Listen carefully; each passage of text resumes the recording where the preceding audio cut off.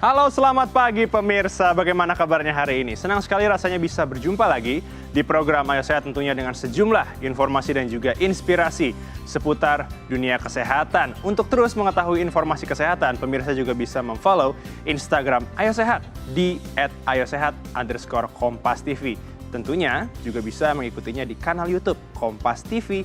Dan sebelum saya membagikan informasi seputar dunia kesehatan, saya akan terus mengingatkan kepada pemirsa di rumah untuk tetap patuh terhadap protokol kesehatan. Dan semoga pandemi COVID-19 ini bisa kita lalui bersama-sama. Mari kita mulai Ayo Sehat bersama saya, Elgin Fridianto.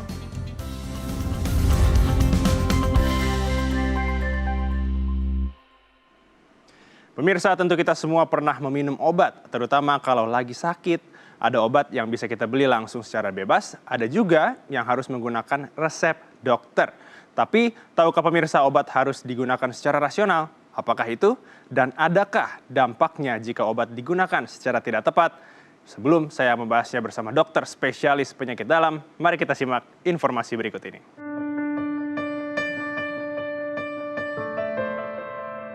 Pemirsa, saat kita sakit atau kurang enak badan, penggunaan obat baik melalui resep dokter ataupun dibeli bebas di apotik, kerap kali membantu mengembalikan stamina tubuh. Dalam penggunaannya, obat mempunyai berbagai macam bentuk dan karakteristik yang berbeda, seperti pil, kapsul, tablet, puyer, hingga sirup. Semua diformulasikan khusus demi tercapainya efek terapi yang diinginkan. Namun tahukah Anda, penggunaan obat harus dilakukan secara rasional. Apakah itu?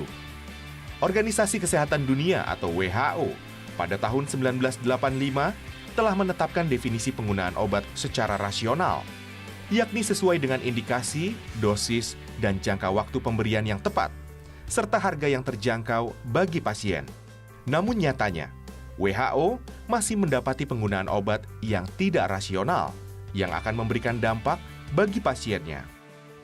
Dilansir dari laman kompas.com, sejumlah praktik penggunaan obat sering terjadi di masyarakat.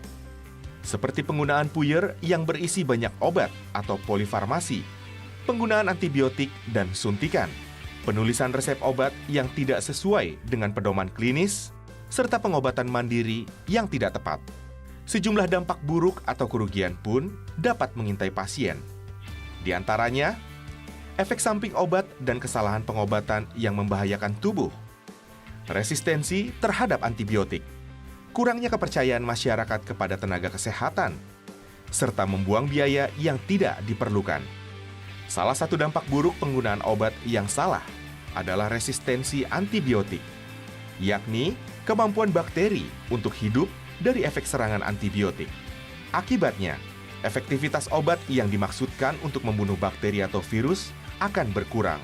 Bakteri menjadi kebal terhadap pengobatan dan menimbulkan masalah yang lebih besar pada tubuh. Lantas, bagaimana penggunaan obat yang rasional? Temukan jawabannya di Ayo Sehat. Pemirsa, untuk membahas bagaimana penggunaan obat secara rasional atau rational use of medicine, telah hadir dokter spesialis penyakit dalam, konsultan penyakit tropik infeksi, Dr. Robert Sinto. Selamat pagi, dokter. Selamat pagi, Mas El. Selamat datang kembali di program Ayo Sehat, dokter. Terima kasih, Mas El. Bagaimana kabarnya? Sehat, Mas El sehat. Saya sehat, alhamdulillah. Nah, dokter, pemirsa, perlu menjadi informasi bahwa Dr. Robert dan juga seluruh kru yang bertugas sudah menjalankan protokol kesehatan yang ketat dan juga sudah melakukan tes terhadap COVID-19. Dokter, kita bicara mengenai bijak menggunakan obat. Jadi yang dimaksud dari penggunaan obat secara rasional itu seperti apa, dok? Ya, jadi pengertian sederhananya rasional itu kan tepat ya. Betul. Jadi bagaimana kita mengatakan tepat itu harus tepat mulai dari awal pemberian sampai akhir. Nah, yang saya katakan awal itu adalah yang pertama digunakan pada pasien yang tepat. Kemudian yang kedua digunakan untuk indikasi yang tepat. Jadi artinya diagnosisnya harus tepat terlebih dahulu. Baru ketika kita bicara spesifik tentang obat, kita bicara tentang nama obat tepat. Kemudian dosisnya tepat, cara pemberiannya tepat gitu ya. Kemudian waktu pemberiannya. Jadi kalau kita berikan bersama dengan obat lain, timingnya seperti apa. Dan kemudian yang terakhir kita harus lihat juga efek sampingnya ada atau tidak. Nah, terkait dengan efek samping, maka yang dikatakan rasional adalah yang sesuai dengan keadaan penyakit lain yang ada di dalam pasien tersebut.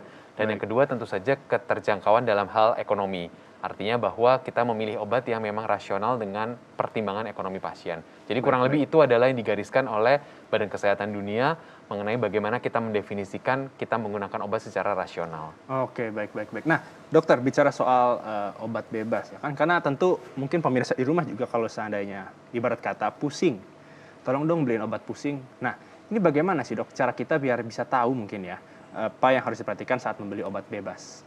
Bicara soal logo mungkin ya dok ya. Ya, jadi ada penggolongan obat dari bagian kefarmasian dari Kementerian Kesehatan menggolongkan obat itu di dalam beberapa obat keras, kemudian obat bebas. Kalau ingat di dalam logo, maka sebetulnya yang paling aman kan yang warnanya hijau ya. Oke, Jadi logo baik. hijau itu artinya obat yang bebas dapat dibeli tanpa menggunakan resep dokter.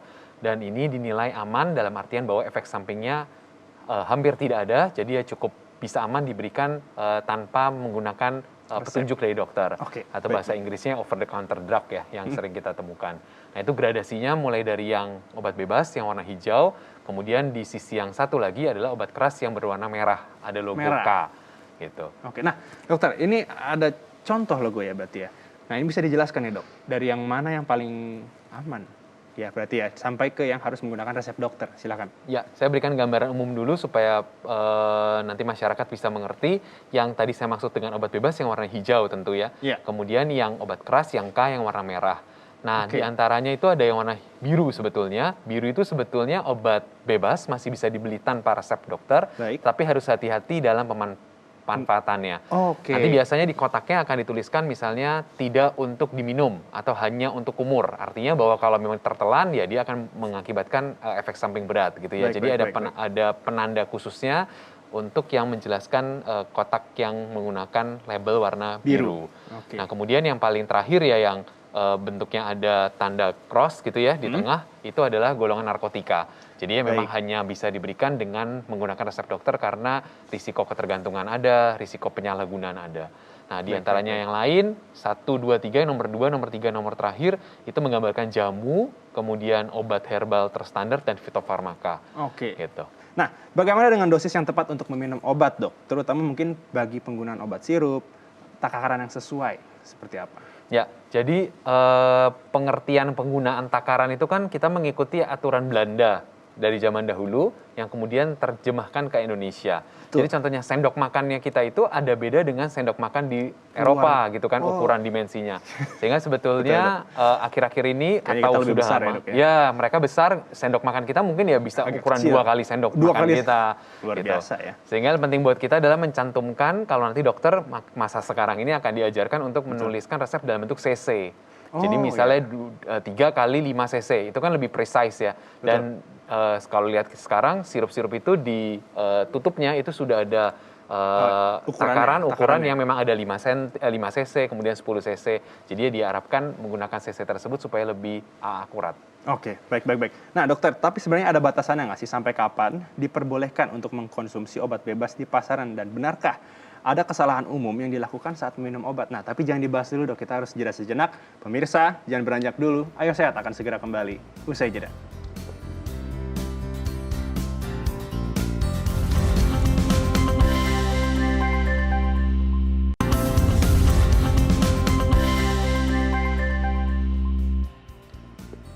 Terima kasih Anda masih menyaksikan program Ayo Sehat. Pemirsa, masih bersama dengan Dr. Robert, kita akan membahas bijak penggunaan obat. Nah dokter, menyambung pertanyaan tadi sebelum jeda, kebiasaan umum yang sering dilakukan saat minum obat ini apakah ada kesalahan-kesalahan umum biasanya dok? Bisa dijelaskan?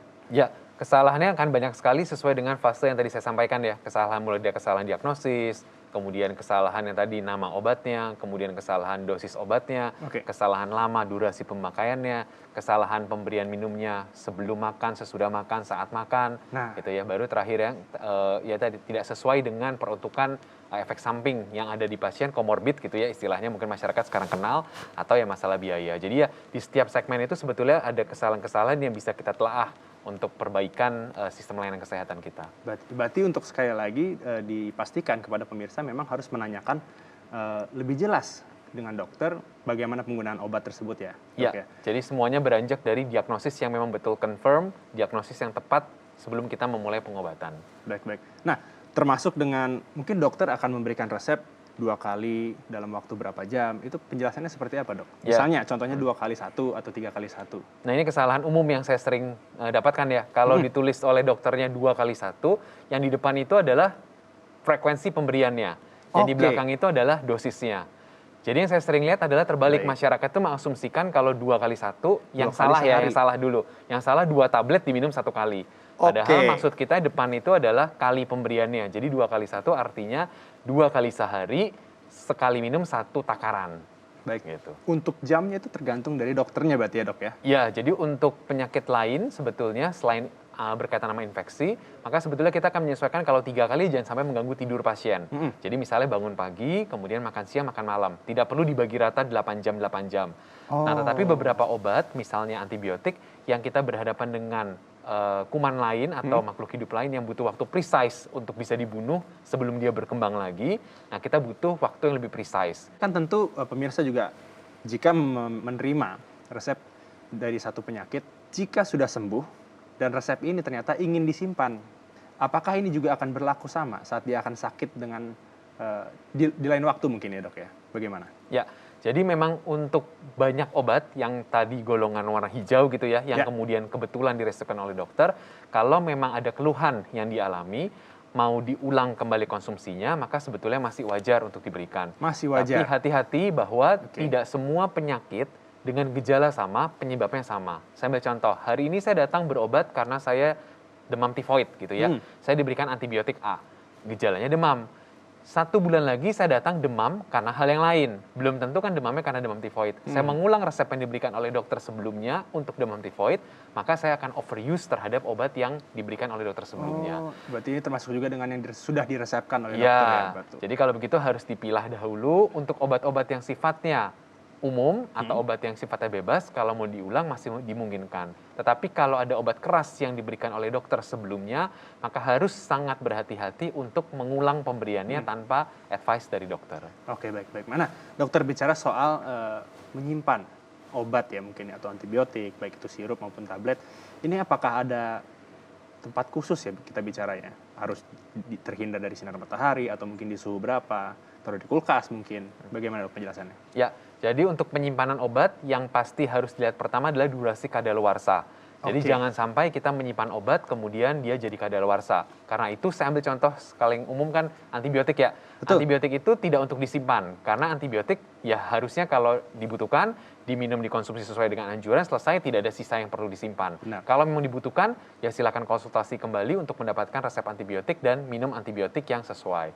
Nah, kalau memang ada obat-obat lain yang bisa disimpan, lihat dulu di dalam kemasannya bagaimana cara penyimpanannya. Saya ambil contoh untuk beberapa obat yang harus disimpan di kulkas. Misalnya obat yang sifatnya suppositoria, jadi obat-obat yang bentuknya peluru untuk dimasukkan ke dubur atau ke dalam Oke. dubur gitu ya. Nah, itu harus disimpan dalam suhu pendingin. Karena Oke. kalau tidak disimpan pendingin dia akan larut sehingga tidak bisa lagi berbentuk suppositoria untuk dimasukkan ke dubur. Baik, Jadi baik, lihat baik, dalam baik. kemasannya, dalam suhu berapa dia terbaik disimpan. Dan apakah boleh terkena sinar matahari atau Iya, tidak? Ya, betul. Dok, ya? Baik. Nah, bicara soal antibiotik, Dok. Mungkin ini banyak pemirsa juga atau mungkin masyarakat Indonesia di rumah ini masih salah dalam penggunaan antibiotik. Mungkin bisa dijelaskan, Dok, baiknya seperti apa? Ya, jadi kalau antibiotik kesalahan umum yang paling dijumpai kalau berdasarkan data penelitian yang ada adalah menggunakan antibiotik secara berlebihan atau overuse. Jadi pasien-pasien yang tidak diperlukan antibiotik, kita berikan antibiotik. Jadi antibiotik itu adalah anti terhadap bakteri. Bakteri mengakibatkan demam, tapi tidak semua demam disebabkan oleh bakteri. Demam Oke. bisa disebabkan oleh virus, oleh parasit. Saya ambil contoh COVID. COVID itu kan demam yang akibat virus, bukan Betul. karena bakteri. Maka obatnya bukan antibiotik. Sekali lagi Oke. yang saya mau sampaikan, antibiotik bukan obat demam. Obat demam adalah paracetamol. Antibiotik adalah obat untuk infeksi bakteri. Jadi pastikan dahulu bahwa yang kita alami adalah betul infeksi bakteri. Sehingga kita perlu untuk mengkonsumsi antibiotik sesuai dengan anjuran dokter. Oke, baik. Nah, pas banget nih, Dok. Kita masuk ke sesi mitos atau fakta. Yang pertama, mengkonsumsi antibiotik ini dapat mencegah kita terkena penyakit. Mitos atau fakta, Dok? Nah, saya susah menjawabnya ya, mitos atau fakta. Karena gini, secara umum saya katakan bahwa itu mitos. Itu gitu mitos, ya. baik. Jadi antibiotik itu tidak untuk tujuan untuk pencegahan. Secara umum ya saya katakan. Baik. Tapi memang ada beberapa kasus kita akan melakukan pencegahan terjadinya infeksi bakteri dengan menggunakan antibiotik. Gitu. Tapi secara umum jangan pernah kita berpikir bahwa saya mau pergi jalan-jalan supaya saya tidak terkena batuk pilek, maka saya minum konsumsi antibiotik. antibiotik. Nah, itu penggunaan yang salah. Oke, baik, Gitu baik, ya. baik. Ada sekelompok kecil yang akan dibutuhkan untuk pencegahan pada kasus-kasus tertentu, misalnya ada kelainan katup jantung, pasiennya mau dilakukan operasi, cabut gigi, maka kita akan memberikan antibiotik untuk mencegah infeksi. Tapi nggak Oke. berlaku bahwa semua orang mau cabut gigi harus perlu minum antibiotik untuk mencegah infeksi tersebut. Oke, oke, Gitu ya. oke. Jadi saya agak susah tadi menjawabnya karena ya tadi tidak clear cut bahwa ini adalah fakta. Tapi kalau saya bilang ini sebagai fakta, nanti semua orang akan mengkonsumsi, antibiotik. Jadi Baik. lihat kasus per kasus. Tapi secara umum kita sangat jarang menggunakan antibiotik untuk tujuan pencegahan pada kasus secara umum. Oke, baik. Nah, berikutnya nih dok, antibiotik adalah obat dari segala penyakit. Mitos atau fakta dok? Nah itu pasti mitos lah ya. Jadi Betul. ya apalagi batuk pilek ya. Penelitian itu kan yang paling sering kan overuse itu kan pada kasus batuk pilek atau demam ya. Padahal ada penelitian besar ribuan pasien yang dilakukan di Eropa dan di Amerika menunjukkan bahwa orang batuk pilek dikasih obat antibiotik dan tidak dikasih antibiotik ternyata efek kesembuhannya tidak berbeda. Durasi kesembuhannya. Malah justru yang diberikan antibiotik efek sampingnya muncul lebih banyak dibandingkan yang tidak diberikan antibiotik. Oke. Gitu. Jadi sebetulnya dia tidak merupakan obat untuk segala jenis penyakit yang ada di muka bumi ini. Baik, baik, baik. Nah, dokter, sebenarnya dampak jika kita mungkin salah dalam minum obat atau mungkin menggunakan antibiotik itu seperti apa dok? Tapi kita harus jeda sejenak. Pemirsa, jangan beranjak dulu. Ayo Sehat akan segera kembali usai jeda.